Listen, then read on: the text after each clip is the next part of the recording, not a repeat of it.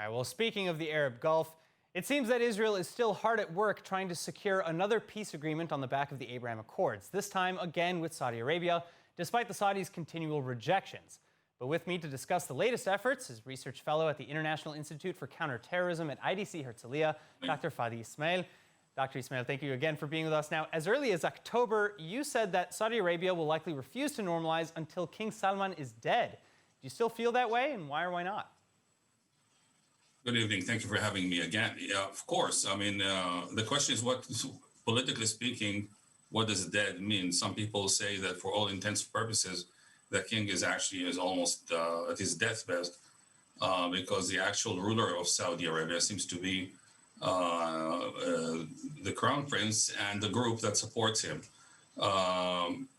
It becomes very clear in the last few months that there's actually a new ruler in Saudi Arabia. But I'm very surprised if in the next week or 2 weeks we'll hear about normalization agreement with Saudi Arabia. I mean, surprises exist. I mean, this is the Middle East, and this is the year 2020. Right. You know, I mean, who knows? But I think that it becomes increasingly clear that the king is almost non-existent. I think. When you look at Saudi TV broadcasts, you look. I mean, yeah, there's a lot of songs for him, a lot of, general mention of the king, as you would expect in a monarchy, but you don't see many activities with him. You don't see him appearing so much. You don't see him speak that much. Well, it's always the crown prince. So that tells us something. I want to talk details as well, or at least speculate towards them. You know, because basically every nation that has made peace with Israel through the Abraham Accords, or around the Abraham Accords, like Bahrain, the UAE, etc. They've all asked for something. The UAE got fighter jets. Morocco is getting recognition of sovereignty over Western Sahara. What does Saudi Arabia want? And can the United States, offer that? First of all, Saudi Arabia wants many things. First of all, there is the very obvious thing. The crown prince could become the next king very, very, very, very soon. Could happen today. And he needs American support, more specifically CIA support, so that the transition is smooth.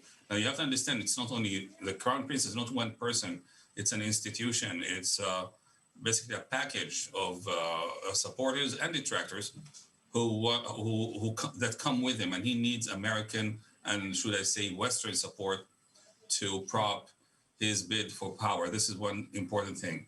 The issue of protection vis-a-vis Iran, especially that we have a new president coming in Washington with an entirely different agenda on Iran.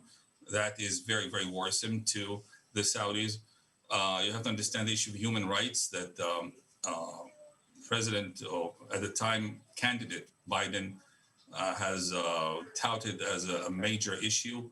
He, meaning President Biden, or rather President-elect Biden, felt and actually said that President Trump has given the Saudis, in his own words, a blank check, a dangerous blank check in doing anything they want on human rights issues, as well as the war in Yemen.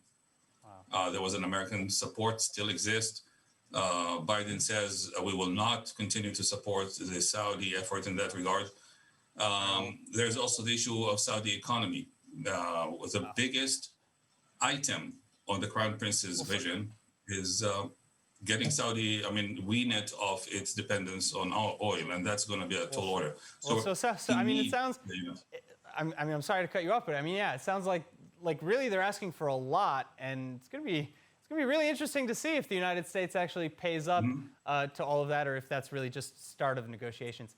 Well, it starts with support to the transition of power, and everything comes after that. All right. Well, Dr. Essmaeel, thank you again so much for your insights. Thank you for having me.